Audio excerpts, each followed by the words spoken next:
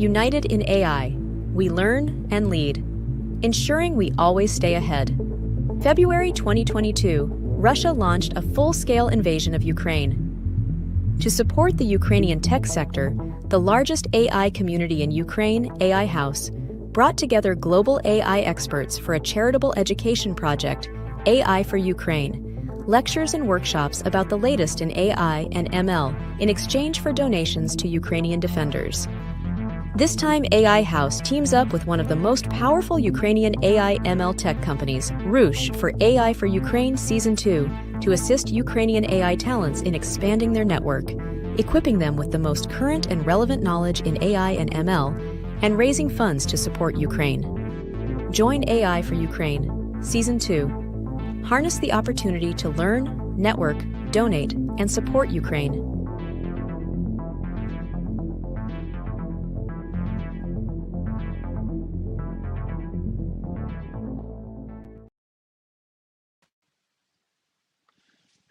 Hi. Good evening, everyone. My name is Timur. I'll be host for today's AI for Ukraine Season 2. Nice to meet you all. Let me introduce myself. I'm co-founder at Desti Labs, and it is AI and ML agency, and we are helping businesses to grow using AI and ML solutions. And to start, I'll go briefly about this project. It is AI for Ukraine, brought to us and created by AI House. And today we have that from Arize AI, but I also wanted to reinforce one topic that we'll be grateful if you can support Ukrainian defenders. You'll see a QR code below where you can donate, and all the funds will go directly to the charitable fund that will support our defenders. And let me invite that. Hi. Hi, Timur. Nice to meet you. Yeah, can you introduce yourself, please, and tell a couple words about yourself? Yeah, perfect. Hey, everyone. Nice to meet you. My name is Datno. I'm a solutions architect here at Arize. I'm based out of San Francisco. I build a lot with a lot of our customers, kind of on the ground floor.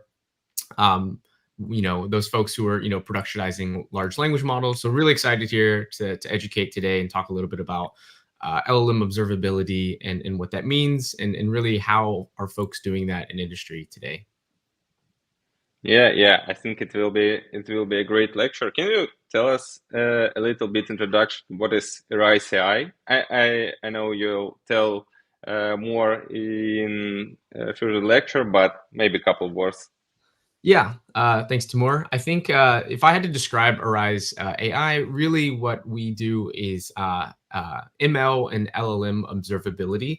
So essentially, if you are building any kind of machine learning or large language model or AI, you tend to have some sort of observability, or kind of a way that you can have a way to kind of view, hey, are things performing as expected, or are things kind of maybe not performing as expected?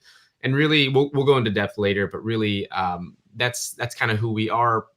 I'll go into depth of like who are the customers that we work with. But if you can think about observability, or if you ever hear about it, we're kind of the leaders in the space. Yeah.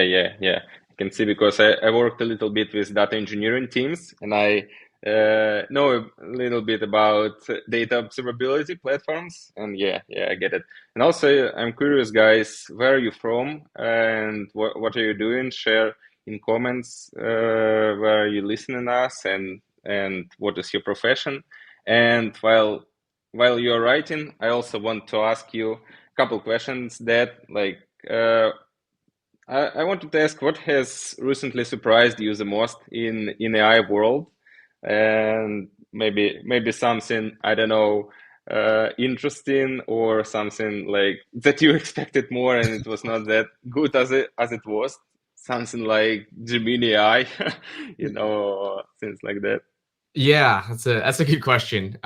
Something that surprised me in maybe the last year of AI, I think it's the speed and iteration at which maybe folks are moving. I think it was maybe last year we had GPT 3.5 come out, and then kind of in 6 months we had GPT 4, and now we have models like Mistral and Mixtral, these open source kind of you can think large language models that are getting really close and actually outperforming some of you can think the bigger guys like maybe the other models that are coming out from maybe Google, Anthropic, etc. But really, it's the speed of innovation and really how quickly folks are adopting large language models into the space.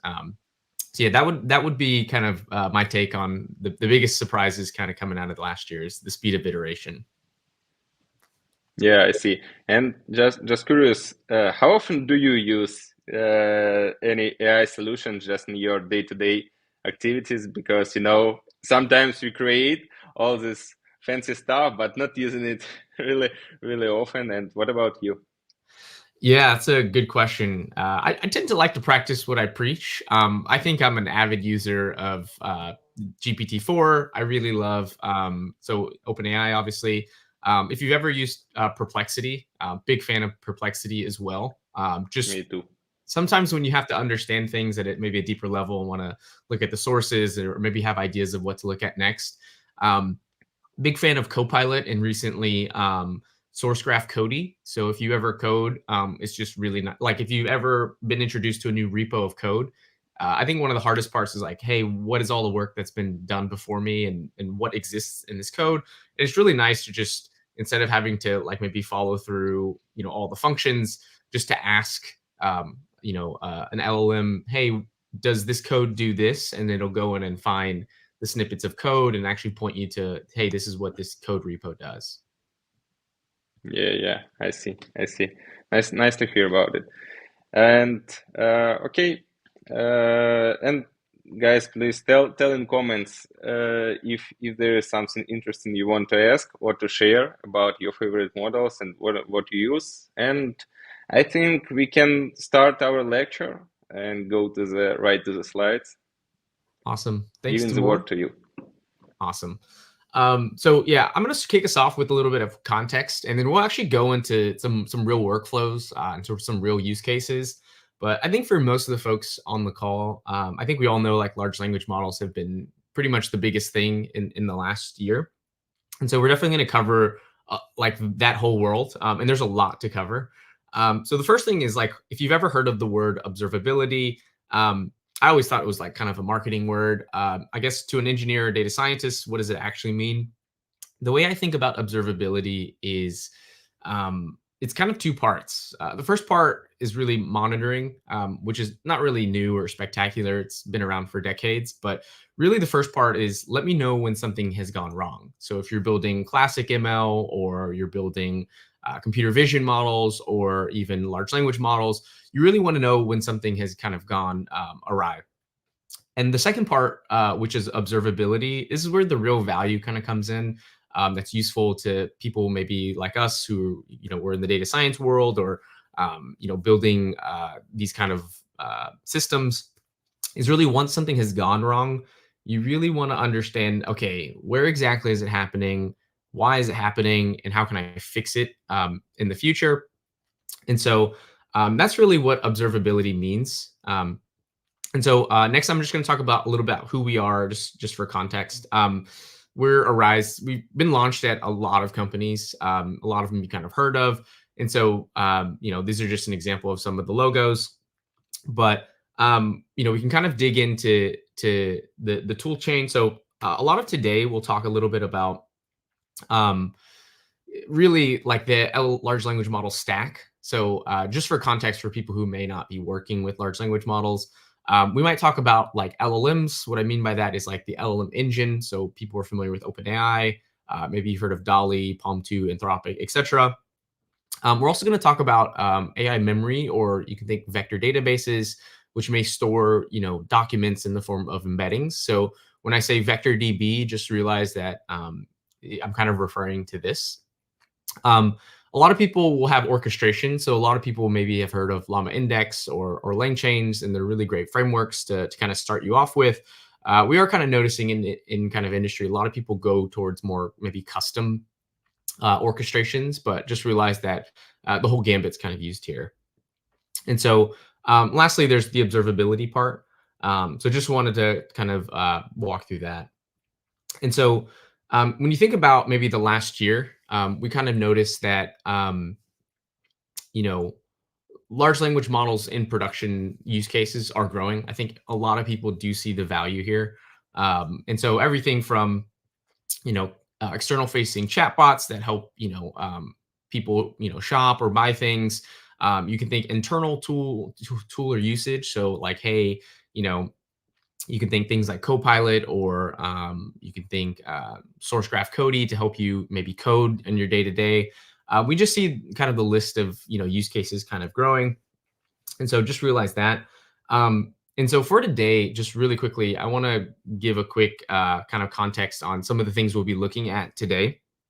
And so in the Arize ecosystem, just specifically with the tooling we'll look at today, I'm going to try to keep it super educational and kind of stay away from like the products, but I'm going to use the products to help kind of illustrate some of the workflows and things to be thinking about.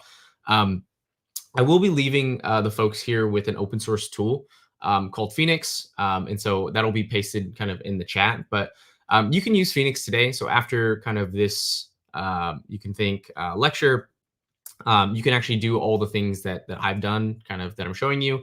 But the really cool thing about Phoenix is it's open source. It runs in a notebook or in code. It's super lightweight.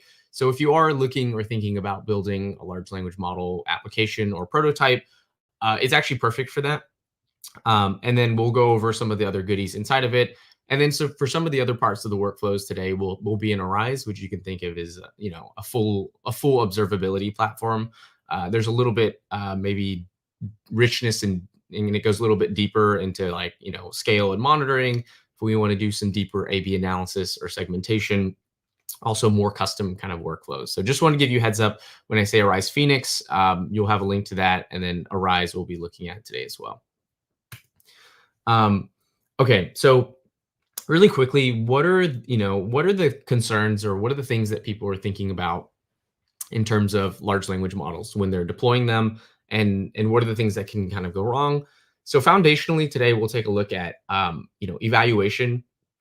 And the way I think about evaluation is, how do you like quantify or know if the large language model you put into production is working or not working? And so there's an entire set of frameworks there that we'll definitely go into. As people start to build out, you can think more advanced. You can think chatbots or large language model functionality. You'll realize that maybe a traces and spans view into observability is super important. And we'll go into this in detail later. I think we've all heard of prompt engineering, how to do it, how to debug with it. We'll go through this example as well. For some folks who might be already building and familiar with the term RAG, or retrieval augmented generation, there's a lot of things too that can go awry with the RAG process. So we'll definitely cover, hey, what happens if, I have an issue with my RAG process and it's not actually my large language model. And finally, for those folks who are getting maybe more advanced, for those who maybe want to fine tune, knowing, what to fine tune on and kind of that aspect, we'll also cover. And so with some of the customers that we kind of work with, we work with a lot of folks who are in production. You can think, for example, we have a large kind of one of the largest travel companies. You can actually purchase a flight in a hotel with a large language model on their kind of mobile application. Just as an example, what are some of the biggest pains that we hear?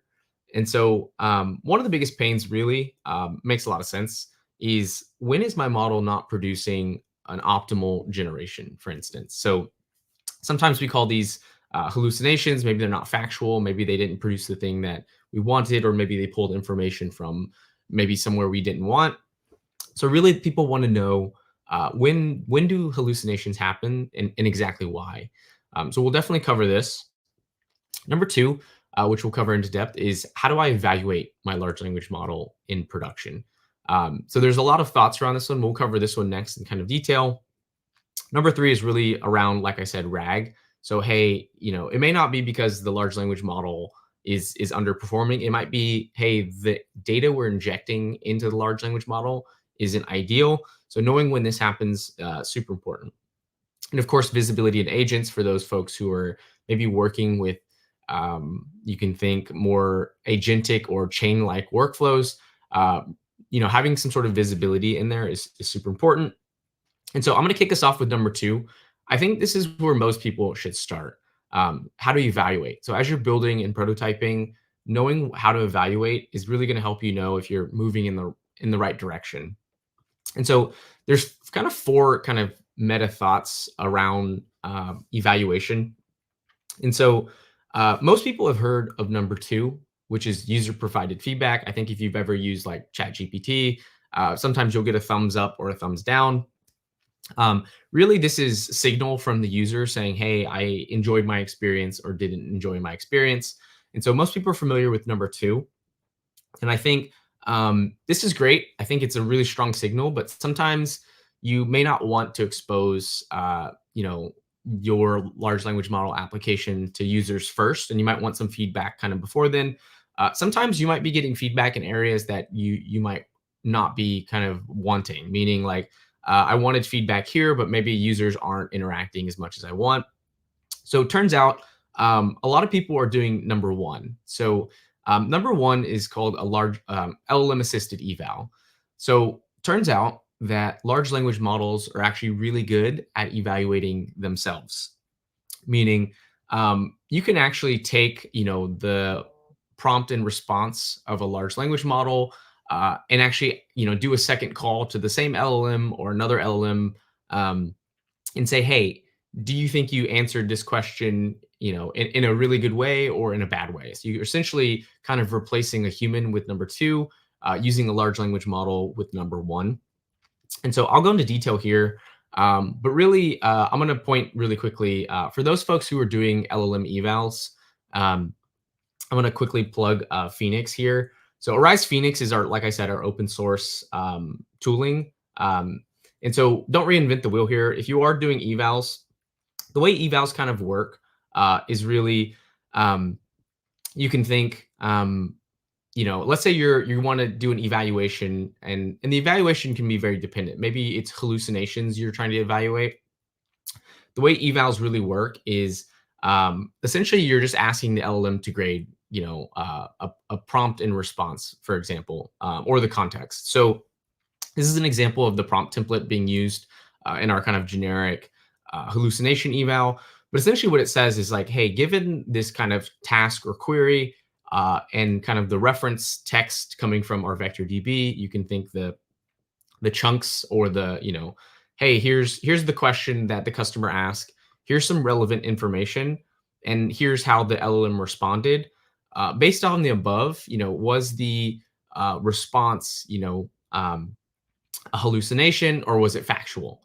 And so you can get this kind of score back and say, hey, it was factual, or hey, it hallucinated for kind of all your generations. And the really cool thing is, you can get that grading from the large language model. We went a step above and beyond. We actually graded the grader, meaning we actually had a data set that was graded by humans. So we wanted to see, hey, how well did the LLM kind of grade? And so you can return back I think most people are familiar with classification metrics, precision, recall, F1, etc. You can actually return back, hey, how well did the large language model grade itself, or grade the responses? And so we essentially graded the grader, and we ran quite a few tests. So we have a research arm that kind of does this. But we graded kind of all the GPTs, Gemini, Palm, etc. And we're kind of doing more. So the really cool part is, you can see how the different models are kind of performing when it comes to these evals. And remember, these evals, this is just a framework. You can build kind of any eval that you want. So these are just examples. So for example, if you're doing RAG and you want to grade, hey, how am I bringing back relevant chunks or kind of documents back and injecting them correctly? Well, you can maybe ask things like, hey, given this question and this reference text, am I injecting the correct information or relevant information? So you might get scores like relevant or irrelevant. There's a bunch of evals that you can run, and a lot of people do customized evals for maybe their own business or use case. But just realize when I talk about large language model evaluations, this is kind of what I'm referring to. So just realize that large language models are actually really good at grading themselves. And so I will plug, it's most people do number one in production. So super important to really get that concept down. And then the last two really, number three, you can think of baseline metrics as maybe some people call them golden data sets. So the way you can think about this is like maybe you have a test set that you know the answers to. And so maybe as you change out components of your large language model application, let's say you change out, hey, what LLM engine am I using? Or hey, maybe I'm changing out the way I'm retrieving or the way I'm chunking, etc. Or maybe I'm changing out, hey, I'm prompt engineering differently. I have these different templates. I want to test them out. As you change out these components, you'll start to realize, hey, this baseline or benchmark data set that's being graded either moves up or moves down. The whole point of this is you'll really have a good sense of, hey, when you change things, how does this, you can think, golden data set perform? And then before we hop into the major workflows, I just want to cover number 4. I think it's one of the most important that people forget. All of these large language models are being built for a specific reason. And that reason might be, hey, I'm building a customer support agent, chatbot. So maybe I should measure, hey, what are the number of times I, kick this customer to a real human because the human's not happy with the chatbot. Maybe you're trying to sell something with a large language model. We call that chat to purchase. What are the number of times maybe this large language model or chatbot is recommending that you purchase something, or what are the number of times a customer is clicking on something you recommended? Just realize you can also measure these business metrics, and they're super important. So I like to make this super, discussion based. So if you do have questions, feel free to ask them in the chat. I see Ash asked a question. Is it possible to create LLM agents with a small LLM 7B, possibly quantized, or is it only for big models? Yeah, it's a good question. It's not, you don't have to just use large models like Llama 70B or maybe the non-open source models like GPT 3.5 or /4. It is possible to create a large language model with smaller, you can think, parameter models. I think with the recent advances with maybe models like Mistral and Mixtral, so Mixtral using the mixture of experts architecture, a lot of these smaller models are actually becoming super performant and kind of on par, or getting to on par with maybe some of the more premier models like GPT-4. So it's definitely possible to create agents with smaller models. I think that's where a lot of people are going. It's cheaper and it's faster. So very good question, Ash. And so for today, I think I'm going to walk us through a couple workflows and how to think about debugging large language models. And so for the use case today, what we did was, this is a real use case. These are the Arize technical docs. What we did was we chunked up all the information here and put it inside of VectorDB. You can actually, chat with these docs kind of here. And so we released this to our customers, and we had our customers play around, and we want to see, hey, could we debug or find any issues with these particular, with our particular chatbot. And so we're going to go inside of that today. And then just as a reminder, you can do all the same stuff that I'm doing here today, kind of inside of Phoenix. So I think a link will be sent out. But we're going to do a few things today. We'll do some, embeddings analysis. We'll go through some examples and also traces and spans, which are available to you today in open source. So the first thing I want you to understand as we go through this workflow is the use case is like, hey, we have a chatbot based off technical docs. We released it to our customers. And the first thing I want you to understand is there's generally 3 types of data that you work with in large language model applications. So the first type of data you tend to work with is, you can think unstructured text. And so that unstructured text could be, hey, what's the prompt? What's the response for this generation? What's the template that I used? So for example, when I say template, I mean prompt template. So for those of you who are working, you'll realize very quickly that a lot of your job is prompt templating or prompt engineering, as some folks would say. But maybe that prompt template may look like this. So you have some sort of template with some sort of variables inside of there. And we can see, hey, when we inject those variables, what does that kind of overall prompt template look like? And we can see things like what the original response is from the large language model. Great. We can debug in this kind of sense too. So I think we have a prompt playground, but just realize, like, sometimes when you're doing prompt engineering, you might notice, hey, I didn't get the ideal response that I wanted. You can do things like, hey, what if I made this, super verbose? Would that have fixed the problem? And the really cool thing is you can run this kind of on the fly and say, hey, with this new kind of prompt, template that I ran, did it kind of solve the problem? Did it answer the question? So you can run these things kind of on the fly. So just realize that we have a lot of tooling around that too, and that you'll probably be doing a lot of prompt engineering as you're building. But the first type of data, like I said, is unstructured data. That could be prompt, response, templates, maybe, the context that you're injecting.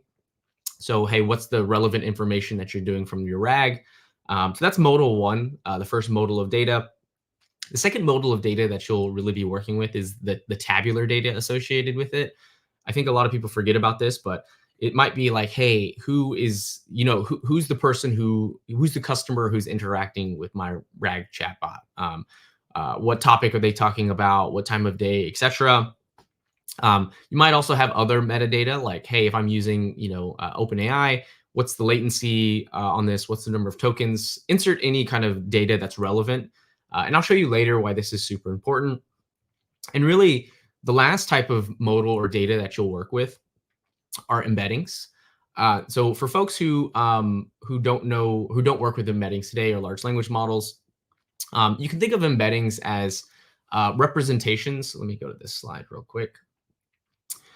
You can think of embeddings as representations of the unstructured medium, for instance. So for those folks who are already working with embeddings, sorry, I'm just going to review this for the folks who don't.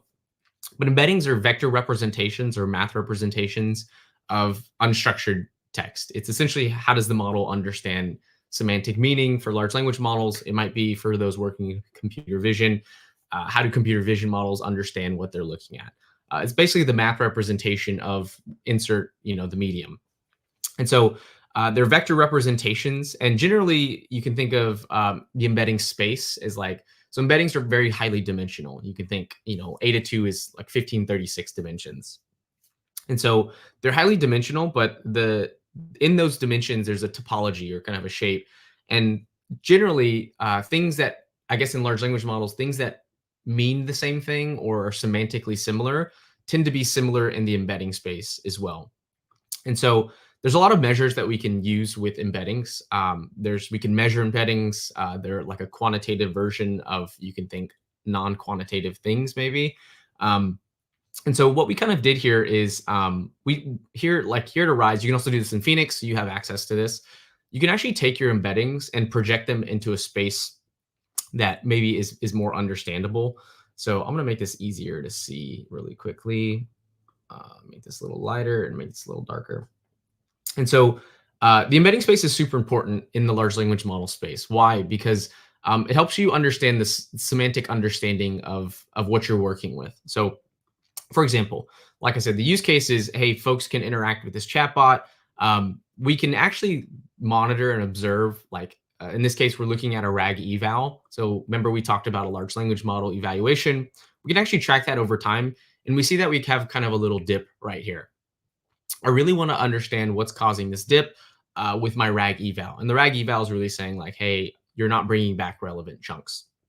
And so I can take a look at, embeddings, and I can look at any set of embeddings that I want.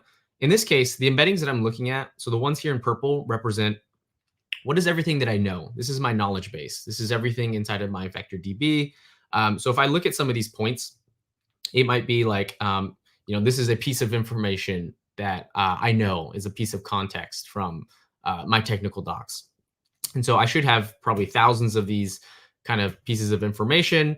Great. I can understand essentially what is it that I know. And so I can see this right here. Now, the next thing I want to do is I want to look at my embeddings for what are my customers asking me. So all of these green points here, if I just select some tools or select some points, sorry, I can actually see, hey, this person asked, hey, I want to delete my data, help. How do I edit the frequency that my table runs its jobs? Some people just kind of throw in some test questions, but I can just essentially see what are people asking. Great. Now I can do something really cool, and I'm just going to overlay the two embeddings, right? So essentially what I have is what do I know versus what are people asking me?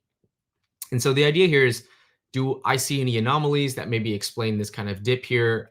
Can I understand what's happening in the system? And so we might notice things right here that we might have this kind of point of green points or customer queries that exist outside of the knowledge base. I can go in and manually kind of select these points to figure out what's kind of happening. Or here at Arize, we can also, let me choose a different, let's do Euclidean distance, or I can have the platform kind of tell me where that kind of, essentially we call it embeddings drift, but really where do I see a density of green points without points of kind of purple? And so the platform will actually identify that for you. Phoenix will do this for you. So Phoenix, if our open source, will also pull this for you. We essentially run an HDV scan underneath the hood, but really it just tells you, hey, where am I getting a density difference between embeddings? So I actually select these points. And then just for fun, I'm going to read the first maybe 3 prompts here just to see if I can get a semantic understanding. It's like, hey, do you have a pricing calculator? What's the price per model? What's the annual cost of a VPC deployment, etc. So I'm starting to get a theme here that like, hey, this has something to do with pricing. And the really cool thing is that maybe I don't have to do this manually. I can actually have the platform just summarize this for me. So hopefully the platform will say what I just told you. And so this text cluster primarily focuses on inquiries about pricing and cost structure.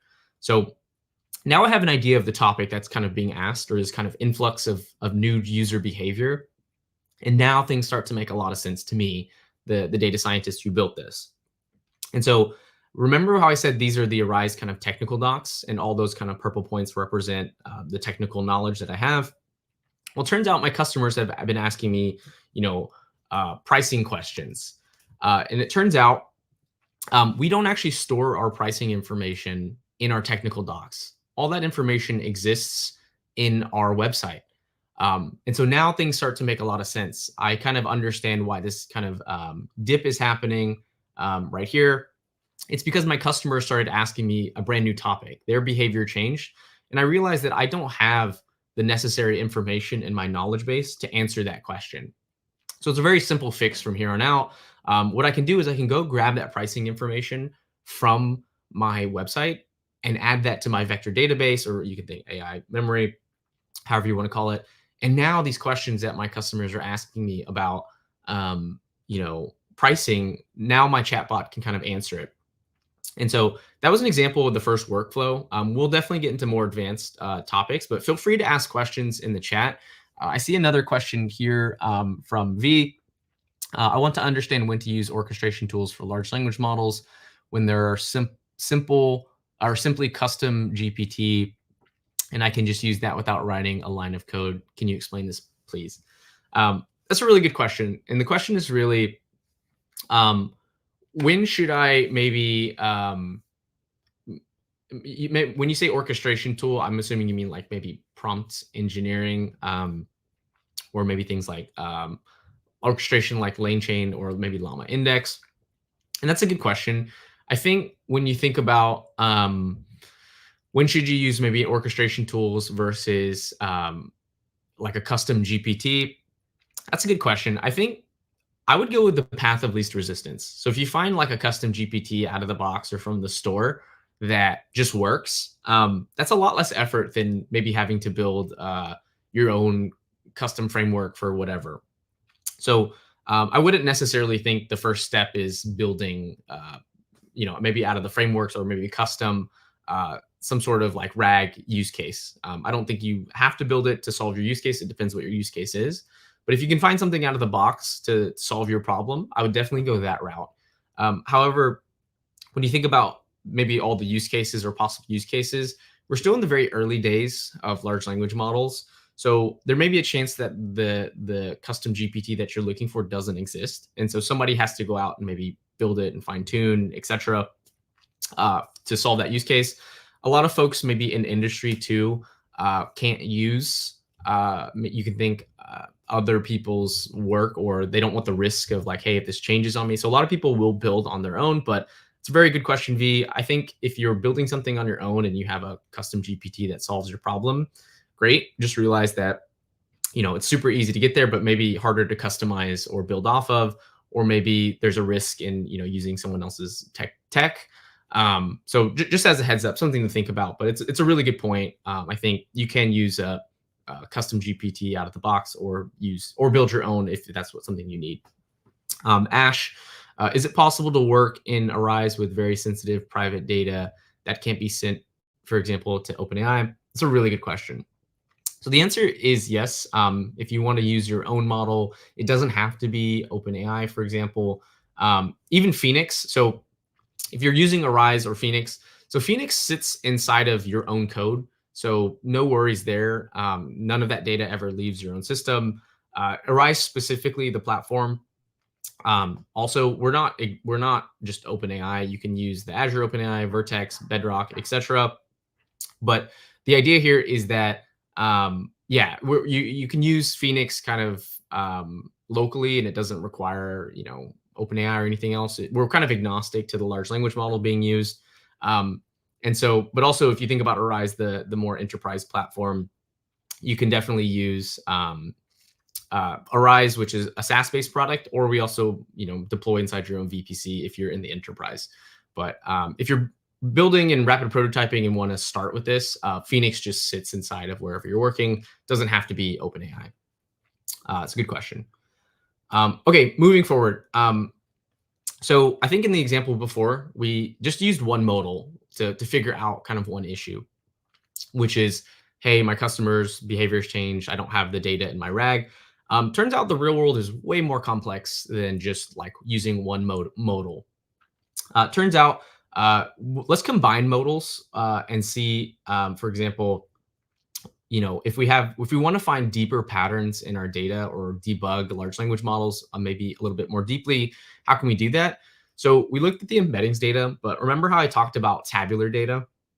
Turns out you want to do things like project other pieces of information or combine modalities to understand more things.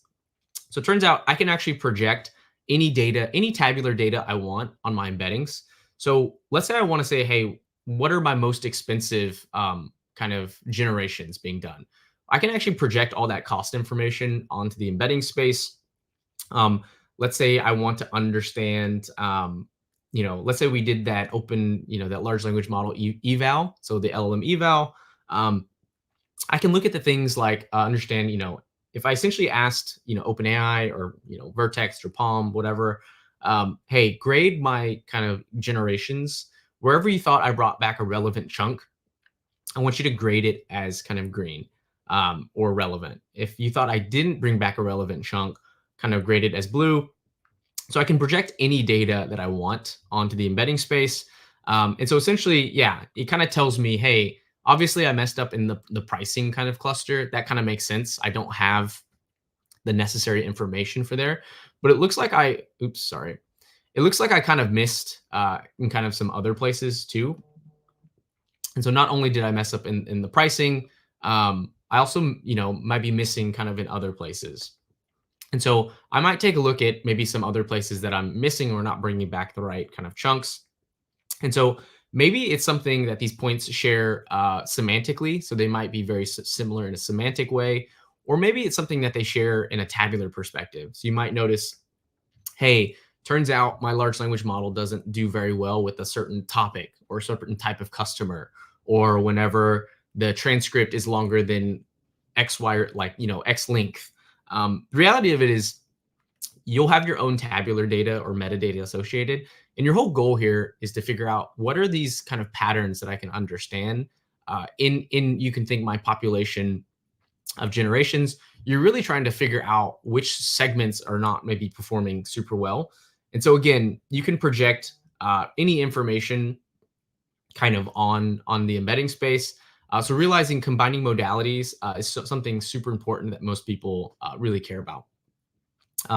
So I hope that makes sense. And the really cool thing is to kind of inside of Arize, if we look at kind of this, there's a whole bunch of goodies in here. We can also see things like, where was, if I look at a certain question, where were, the points, what were the kind of two pieces of information? Here we're doing a RAG at 2, meaning we're returning 2 docs.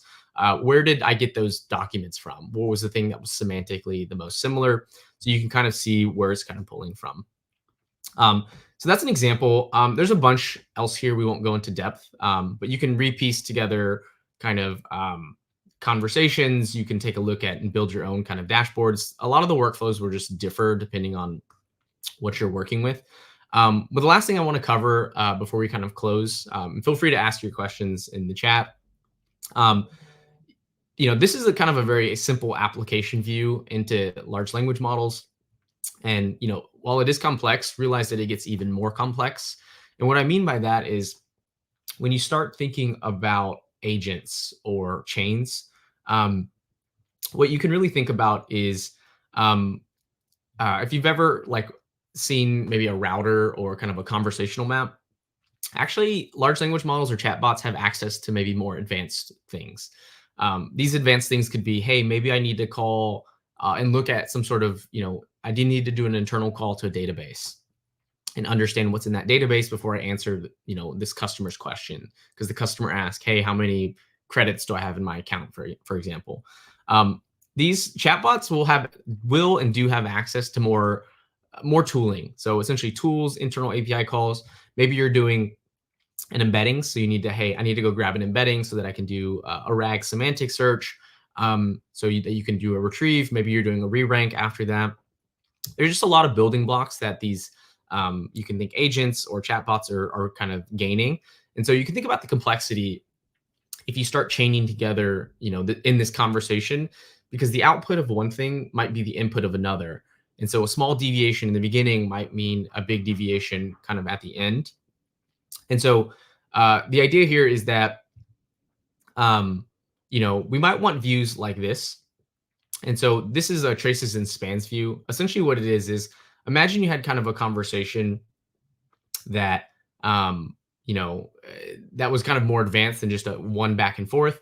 It might be something like this where, hey, customer asked, hey, I have this kind of issue, and this was the response, but what are all the steps in between that we did to kind of get there? And so maybe the first step was, hey, I need to create an embedding of the question that the customer asked me. Great. And then from the embedding, I'm going to pull back the 2 relevant documents that I kind of had. And then maybe from there, then I can package that up into the LLM call, which has a system message, a user message, etc. And then here's our final output. But let's say, for instance, the final output wasn't ideal or kind of what you wanted. The idea here is that maybe it wasn't the LLM that messed up. Maybe it was a previous step that had messed up. And so all along the way too, you'll have, not only the evals, so the LLM evals that we kind of did, you'll be able to understand, hey, this was the issue that kind of happened and kind of why. And so there's a lot of extra goodies. So when you do evals, you might want to understand, hey, was this kind of incorrect or correct, or did I hallucinate or not? But we also add explanations too. So this is a super important component when you're debugging large language models, is explaining why maybe you got the eval that you did. This really does help your debugging like 10 times faster. Essentially, the large language model will say, hey, I gave you this incorrect because this question was asking about this, but we answered in a certain way. Therefore, the answer does not correctly answer the question, etc. So realizing that it gets much more complex, and having kind of the large language model do a lot of the work for you by grading and explaining its grade can really help you out. So if you are building maybe more agentic or chain-based, chatbots as they get more advanced, realize you'll need kind of this bigger view into maybe the entire conversation. And so that's just an example. Feel free to ask questions. That's all I have today. I just wanted to give kind of folks an idea of, what does debugging in large language model observability look like kind of today? How are people doing it kind of in production, in industry, et cetera? What are the things that they're thinking about? And so with that being said, I think that's all I've got. Thank you so much for maybe taking the time to kind of go through this with me today. And so, yeah, I don't know if the host is going to come back on, but that's all I've got. Yeah, I'm here. Thanks, Dad, for that presentation. I don't see any questions in chat right now, but I also wanted to ask you guys if anyone here using any ML observation tools, or do you have any, or did you had any concerns of using it or something like that? Share in comments if you are using something, or if there was something that stopped you from using it. And also, I wanted to ask you that maybe you will tell us more on how Arize AI can be used with other ML tools. I saw an article from you about Arize AI, about how people can use Arize AI with ML Flow. So I think it can be useful for our viewers to know if there are any other integrations and how useful they can be, and maybe make it easier for them to start using it and make their chatbots and other tools with better quality. Yeah, it's a good question, Timur. Yeah, I think we have a bunch of coded up notebooks. So if you just kind of you can either Google or go to the Arize docs. If you are using MLflow, there's a direct integration. There's a bunch of examples of this. Let me just pull up MLflow. So here's an example of MLflow. Again, we try to make this super simple. A lot of everything I've talked about today is already coded up for you. So if you also look inside of Phoenix, you'll notice that everything has its own kind of code base. So if you just kind of point your own data at it. So we have a bunch of collabs that kind of run, and then they'll kind of run right off the bat. But let's say you're using MLflow, for instance. There's a kind of direct integration with Arize with that. So let's say you want to bring over some of the parameters from MLflow into Arize. Pretty straightforward. We kind of do that for you. So if you just want to pull the collab link kind of here, just realize that there's a bunch of notebooks depending on what you're trying to integrate. So yeah, it's a good question. Feel free to take a look at the collabs and yeah, let us know. Yeah, thank you. And I see that we have some questions, and also we have one from Ash that we didn't cover. Is it possible to work in Arize with very sensitive and private data? I think it's one of the most frequent questions connected to AI in last year, I believe. And what do you think? Yeah, it's a good question. I answered a little bit earlier, but it's like, yeah, if you have, so I think personally, Arize works with very large banks. We also work with the U.S. Department of Defense. And you can think, if you use Phoenix, for example, which is our open source, you can use that outright. If you have your own large language model, you can hook it up to that. Data doesn't need to be sent to OpenAI or any other, it doesn't have to be Google's text bison or anything else. And we're not, tied to OpenAI specifically. There's a lot of large language models out there. And again, yeah, so you can work with private data very easily with both Arize and Phoenix.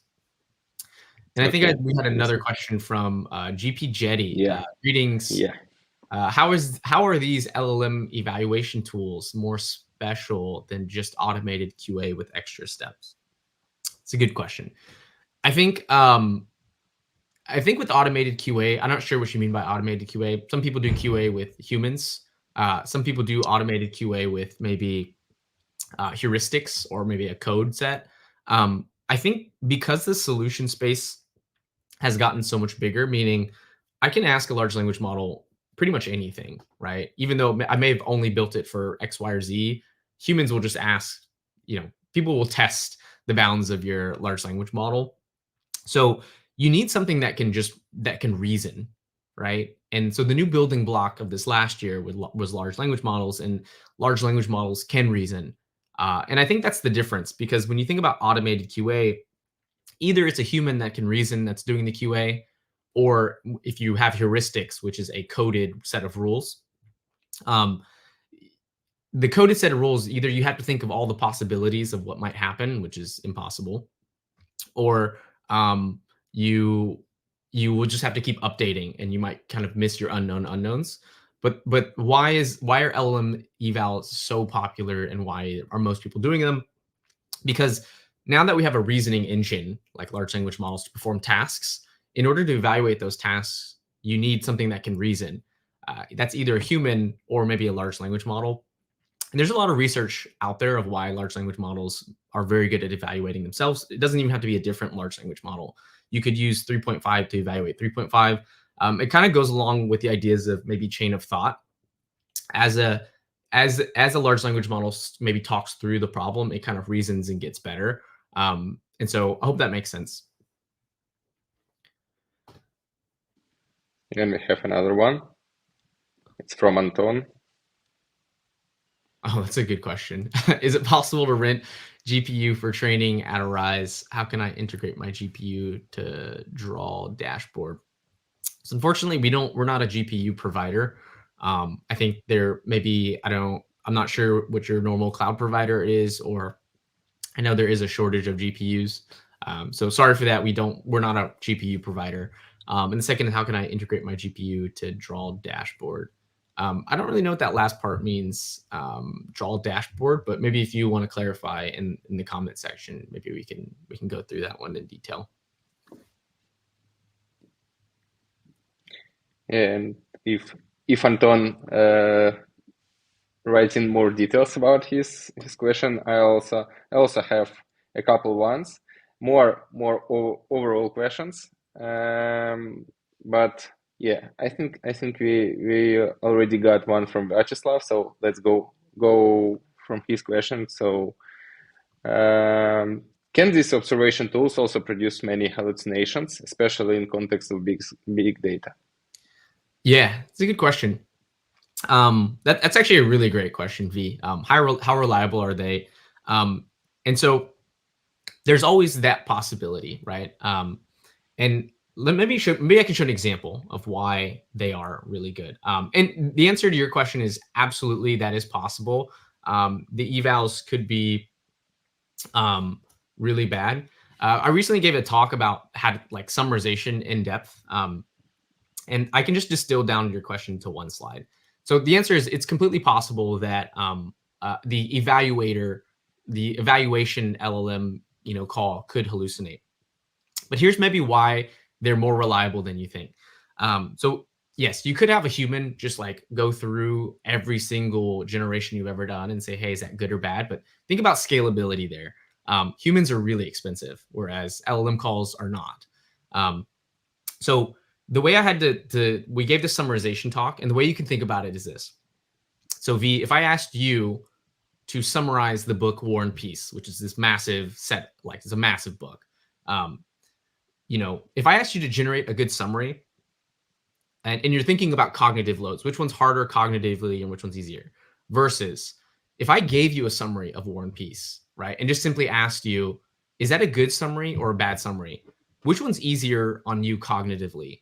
Well, obviously, generating a good summary is really, really tough. But if I asked you, if you read War and Peace, you could say, hey, here's a summary of War and Peace. Was that good or bad? This one on the right-hand side is much easier to cognitively do. It's a much easier task cognitively. So when we think about why large language models as an evaluator are really good, it's because of that. You're not asking it to generate anything. You're just saying, hey, do you think this, given this query context and response, do you think this was a hallucination or not? It's along the same ideas. And so you're correct. It is possible that the LLM eval can hallucinate. It's not as likely because it's cognitively easier to grade than it is to produce. And like I said, we did a lot of these tests, and it's not perfect. Meaning, yes, it wasn't. Let me show you an example. So, like I said, we did do our research here. We did grade the grader. So we had a human labeled data set, and then we saw, hey, where did the LLM, do really well in terms of grading, and where did it not? And so, of course, we have the precision recall F1 scores for all the kind of models. And you'll notice that better models perform better. That makes a lot of sense, right?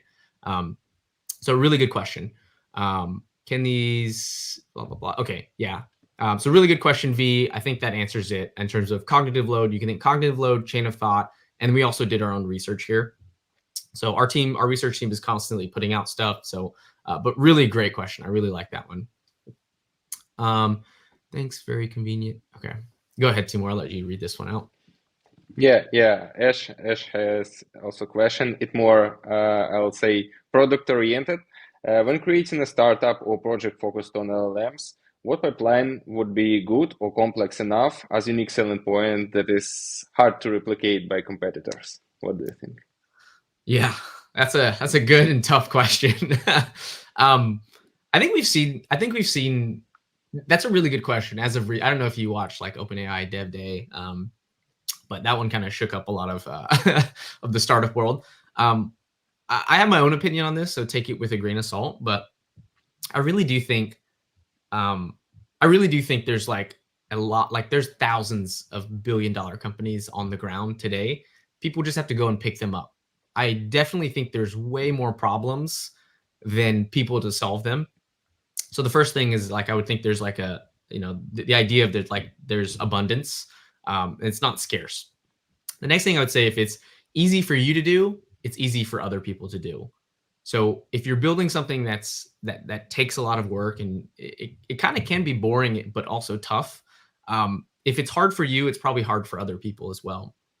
So if you're thinking about, hey, can I just throw a wrapper around this thing and sell it and try to build a defensible startup around it, maybe you should think about like how hard was it for me to do that or myself, and then how hard will it be for other people? And I think that's really where you come across like value. If it's really tough to do and it solves the problem, or people are willing to pay for it, I think you've really got something there. So the hard to replicate by competitors is really a question to yourself: is how hard was it for you to build it? Yeah, thanks. And also we have additional details from Anton. Yep. So good question.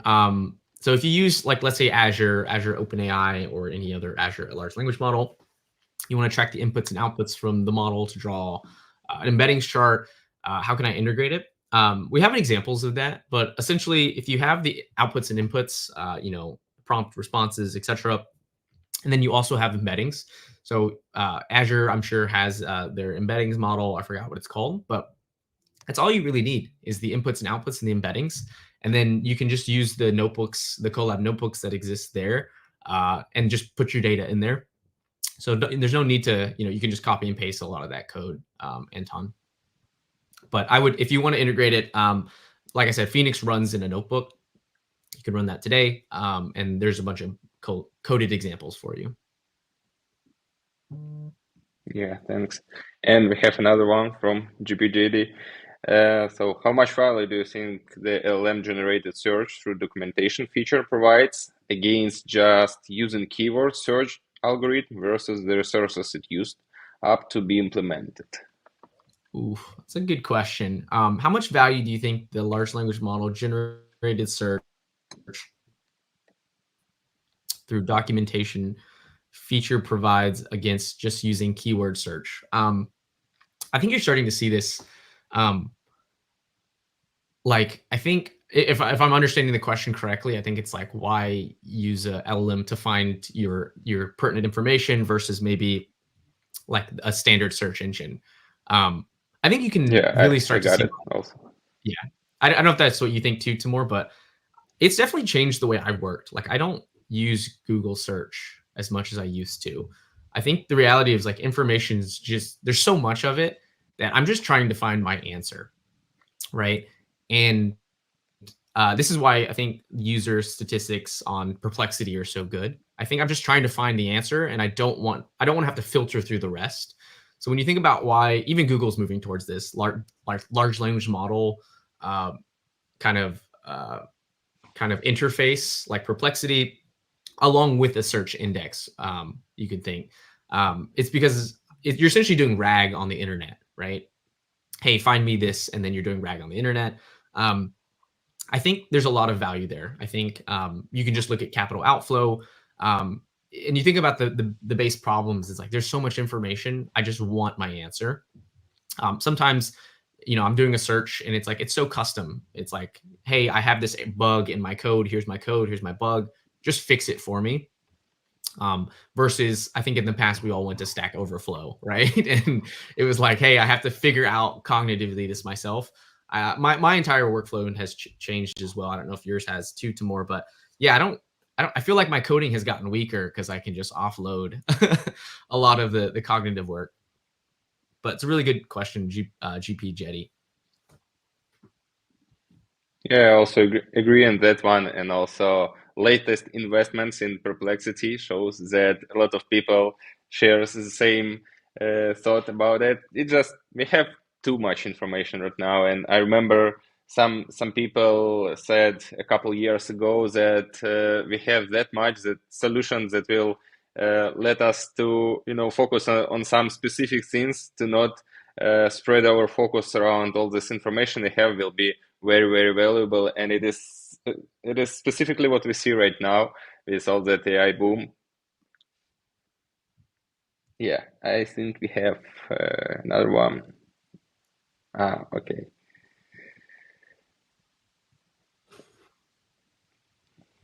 Yeah, we have another one.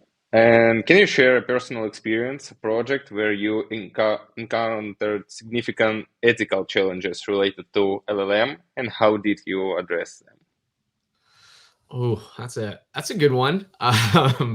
So can I share a personal experience or project where ethical challenges?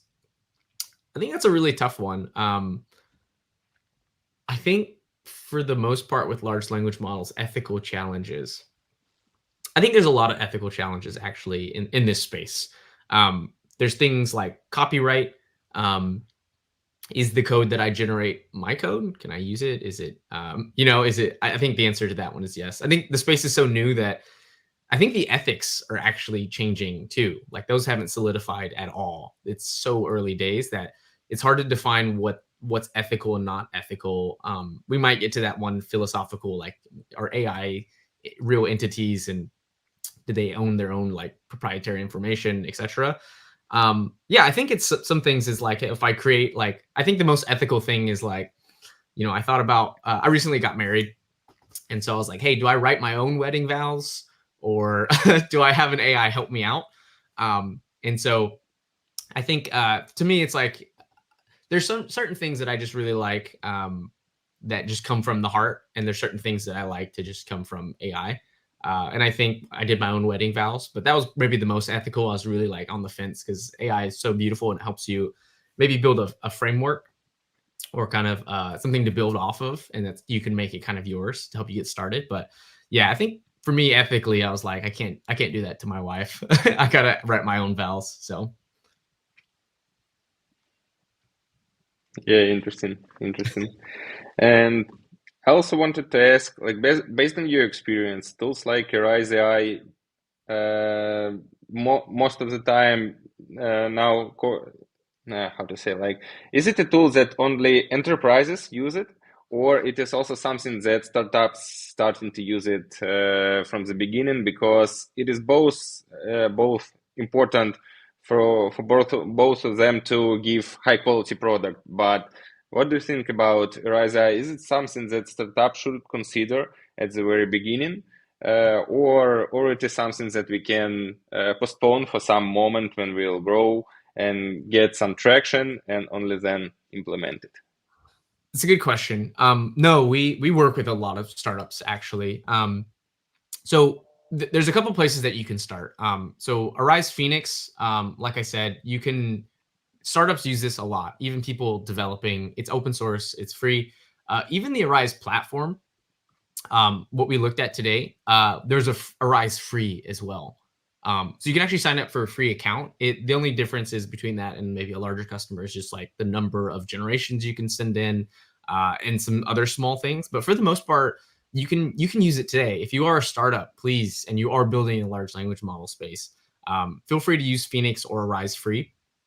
And so, yeah, the long story short is no, we have everyone from large enterprises, mid-market, even brand new startups. So you can think, I work here out of San Francisco. There's so many startups every day, especially in the large language model space, and a lot of them do build with Arize in particular, and or Phoenix, Arize Phoenix. So the Arize ecosystem. But yeah, we're not.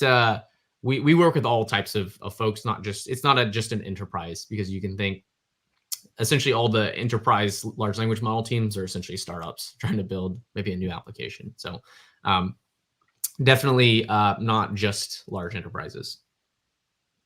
Okay, got it. Thanks for answer. And the questions that we had, can we see it again? I think that was there's no other questions, but yeah, I cannot find it. So, guys, do you have any other questions?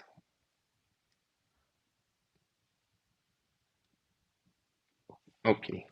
I think that we ran out of questions today, so I think we can start to finish today's lecture. I want to thank you, Dad, for valuable insights and that demo that you showed to us, because personally for me it was really interesting one, because ML observability, it is not something that we use really frequently, and I look into it with bigger focus.